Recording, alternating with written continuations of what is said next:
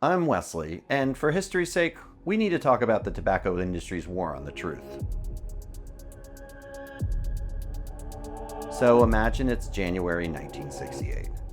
You have Johnny Cash's new record, Folsom County Blues, on in the background. You are cold as hell and in a rush to get to work. But with everything going on in the world, civil rights, Vietnam War, hippies, you are looking for something to distract you, since Instagram and TikTok aren't even fathomable at this point.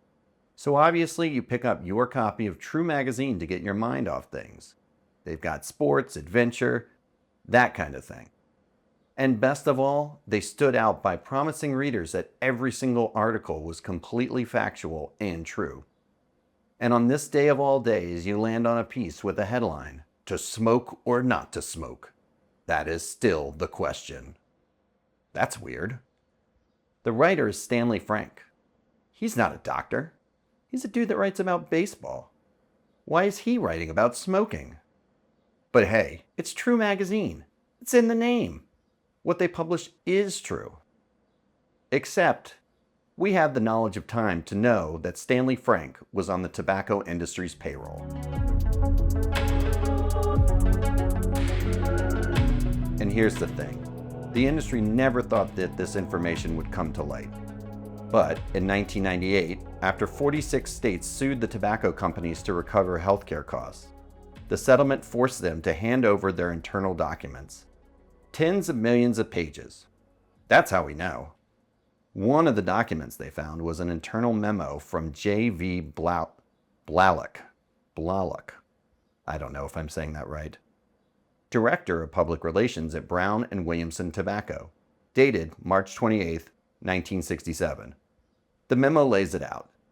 You see, a PR agent named Joe Field arranged for Frank to write the piece. The tobacco company got an advance copy of the outline, and Blalock actually wrote that if the tone of the article proved unfavorable, that, quote, "we can exert sufficient influence to change the tone before the final article." They had editorial control over an article the public thought was, true.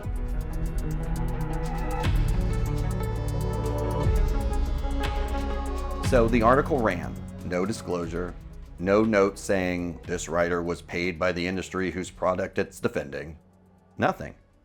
And then a PR firm called Tide Rock Corporation bought 600,000 reprints and distributed them to physicians, media outlets, and politicians, with a letter attached that made it look like the whole thing had come from the editors at True Magazine themselves. 600,000 copies. Doctors, legislators, all of them thinking they were getting independent journalism. Now let's zoom out a bit, because this wasn't a one-off hustle. This was one move inside a much bigger play that had been running for over a decade. In 1953, 15 years before the Stanley Frank article, the presidents of America's major tobacco companies held a meeting at the Plaza Hotel in New York. They hired the PR firm Hill & Knowlton, and together they created something called the Tobacco Industry Research Committee. The public was told this group would fund independent science. And who doesn't love science?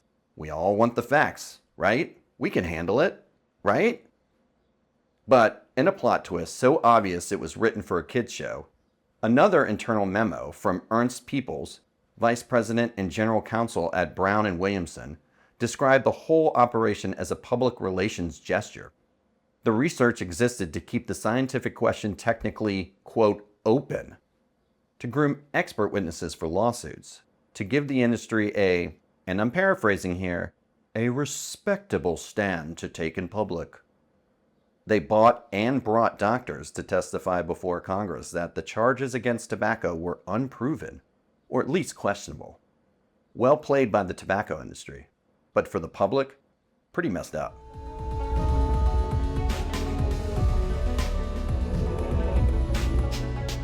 Now, here's a number I want you to sit with.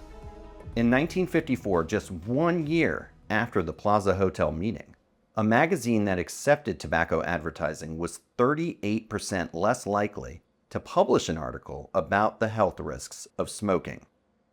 38%, just from taking the ad money. Magazines that refused tobacco ads had an 11.7% chance of covering smoking risks.